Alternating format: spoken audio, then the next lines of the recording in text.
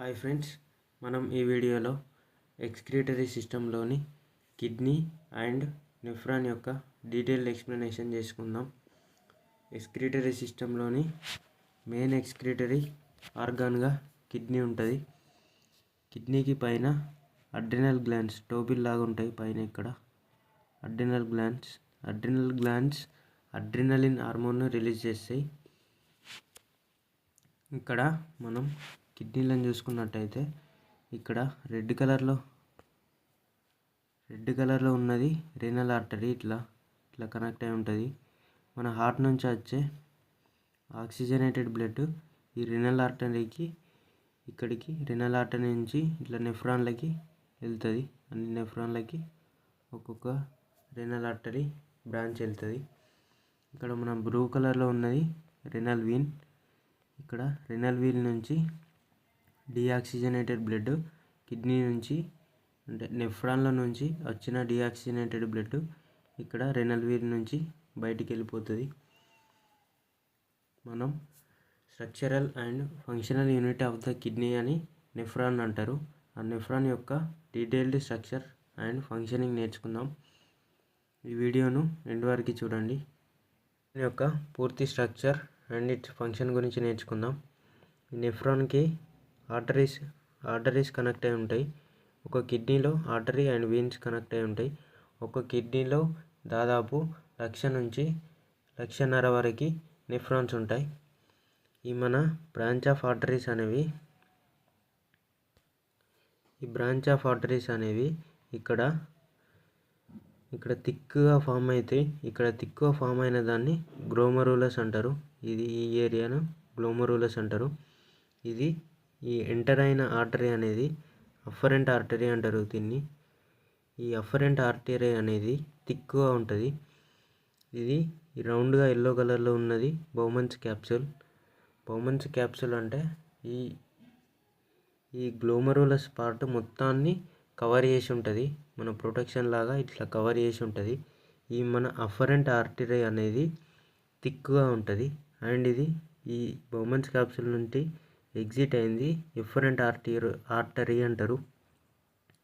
ఈ efferent artery అనేది తిన్నుగా ఉంటుంది. తిన్నుగా అంటే సన్నం ఉంటుంది.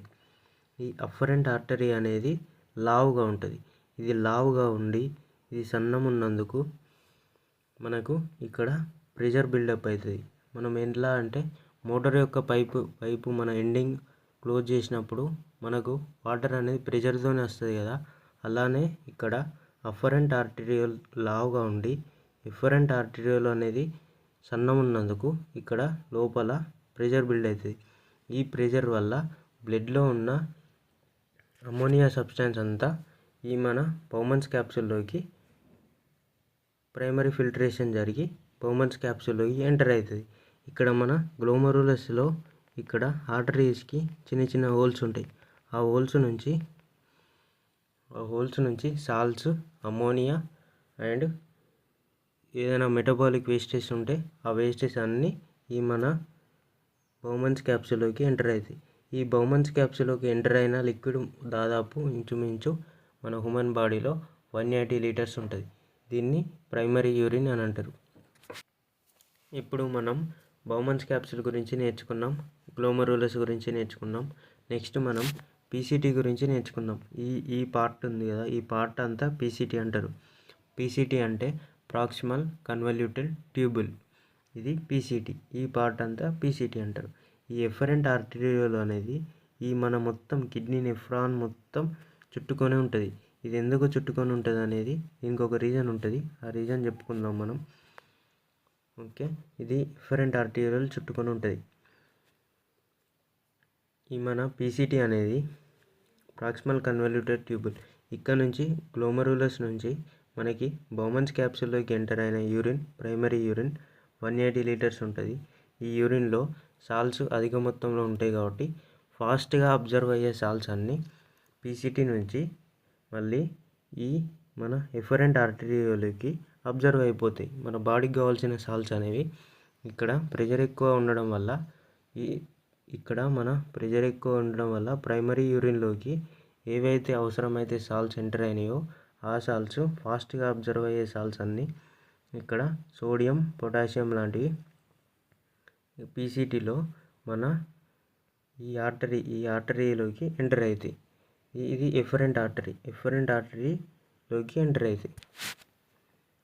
ఈ మన పీసీటీ ఎంటర్ అయిన తర్వాత మిగిలిన యూరిన్ అంతా ఇక్కడ హెన్లీ లూప్, ఇది హెన్లీ లూప్ అంటారు, లూప్ ఆఫ్ హెన్లీ అంటారు. ఈ హెన్లీ లూప్లోకి ఎంటర్ అవుతుంది. ఈ హెన్లీ లూప్లో ఏమవుతుందంటే మనకి మిగిలిన సాల్ట్స్ అబ్జర్వ్ చేసుకోవడానికి టైం దొరుకుతుంది. ఇక్కడ ఈ హెన్లీ లూప్లో ఈ అప్సైడ్ రావడానికి, యూరిన్ ఇట్లా అప్సైడ్ రావడానికి కొంచెం టైం పడుతుంది. ఈ మిగిలి ఉన్న టైంలో మనకి ఇక్కడ రీఅబ్జర్ప్షన్ జరుగుతుంది. ఇంకేమైనా మిగిలిపోయిన ఎక్స్క్రీటరీ ప్రోడక్ట్స్ అన్నీ ఈ మన హెన్లీ లూప్లో సెక్రీట్ అవుతాయి. దీన్ని ట్యూబులర్ సెక్రీషన్ అంటారు.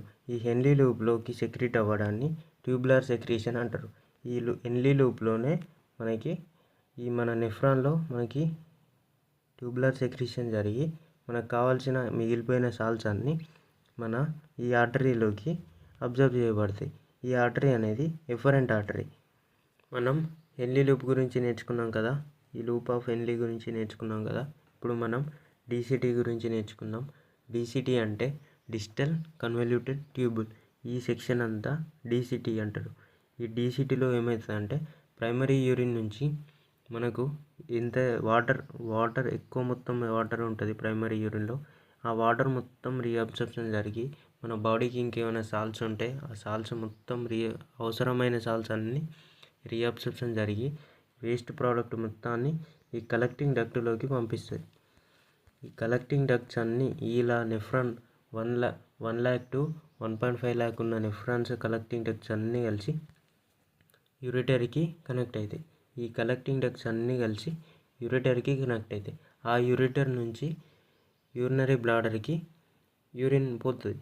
ఆ యూరిన్ అనేది పెరిస్టాలసిస్ మూమెంట్స్ అంటారు. పెరిస్టాలసిస్ మూమెంట్స్ ద్వారా ఆ యూరిన్ అనేది ఈ మన యూరిటర్స్ నుంచి కలెక్టింగ్ డక్ట్ నుంచి యూరిటర్స్కి వెళ్ళి ఆ యూరిటర్స్ నుంచి యూరినరీ బ్లాడర్కి వెళ్తుంది.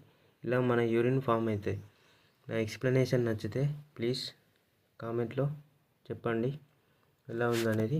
ఇంకా బెటర్గా మీకు ఏమన్నా చేంజెస్ చేసుకోవాలని ఉంటే ఆ చేంజెస్ చెప్పండి. బెటర్ ఎక్స్ప్లెనేషన్ కోసం నెక్స్ట్ వీడియోస్ నుంచి ట్రై చేస్తాను. Thank you for watching.